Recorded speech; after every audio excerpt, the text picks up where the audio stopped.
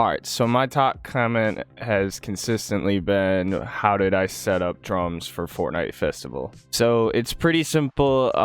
This is assuming you have an ekit and either a MIDI to USB cable or an audio interface. So if you see here, this is the software I use. It's called Coyote MIDI. Some people have been using Joy2Key. There's other free software out there, but this is what worked best for me. So if you go up into settings here, you can see my input device is my audio box. That's my audio interface. So that just makes sure that my drums that are connected are going to recognize in the software. But then the main thing is going to translations down here, and you can already see I have all my notes mapped out to the different letters. So we're just going to show one here to start with. We're going to do the kick. So we do the left one here. It's recording. I went over, hit the kick drum on my kit, and it registered note C2. Now this could be different for everybody's kit, but this is just what registered for me. So you just need to keep track of which drum symbol or whatever you're hitting and remember what note that is. Then over here to the right, you want to hit what keybind you want it to register to. So for my kick, I know I want it to be the letter D because that's fourth standard keybind. So we're going to hit the letter D. And there we go. Now it's binded for my kick. To get into how I know which note is which drum, this is just from playing the game and kind of figuring it out. So the one on the way left here, that is always your kick drum. Again, we're just going to use fourth standard keybinds for this video, which for default on keyboard is D, F, J, K, L. Now you can change this to any keybinds you want, but the notes are still going to line up the same way. So after the kick on the far left, the next one is your snare drum. So if you see over here, this drum is my snare. So again, we would just go to Coyote MIDI. I hit my snare drum, that registered note D2, and then I program that to F. So after these two, it gets a little more tricky. The middle lane here is mostly your hi-hat. So that would be this symbol right here on my kit. And you also want to make sure if your kit has a symbol that has like dual zone inputs that you're registering for each input. So for example, my hi-hat hitting it open versus hitting it with the pedal down registers two different notes, even though I'm hitting the same symbol. So you want to account for that when you're programming your drums into the game, because you want this symbol to register J regardless of how you're hitting it.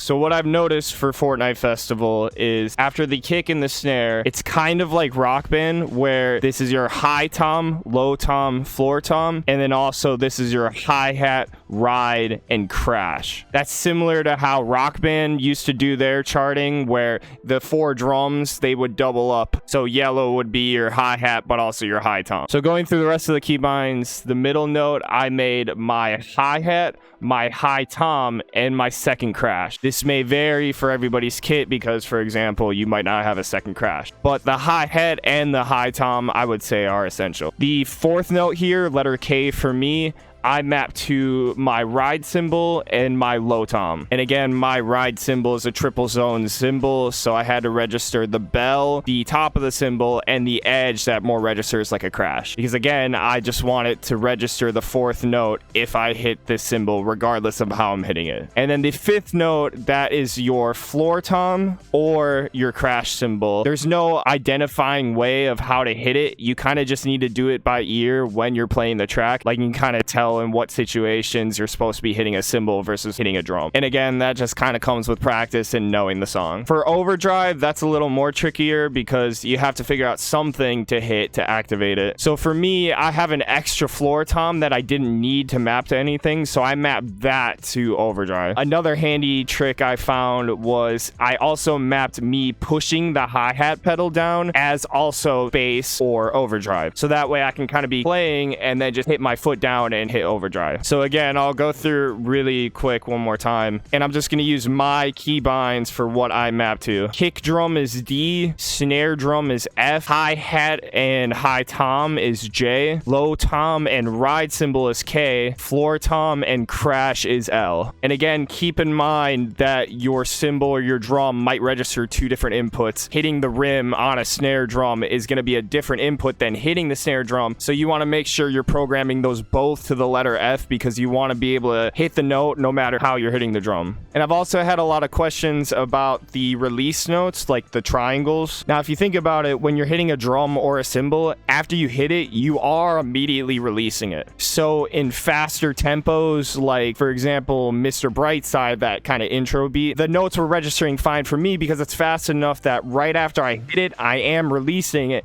and that would register. Other times for slower beats, sometimes after I would hit it, it would technically release too quick and wouldn't register. So I'd kind of just have to hit through it, and that registers too. It's just you kind of have to pick what works best for the situation. Now, I know this is kind of a lot of information and the mode is brand new. This is going to be different for everybody's kit, so I'll try to answer any questions that you guys have. But hopefully this gives you guys a good idea how to hook up your kit for Fortnite Festival. I hope you guys enjoyed. Drop a like and follow if you found this helpful, and happy drumming, guys.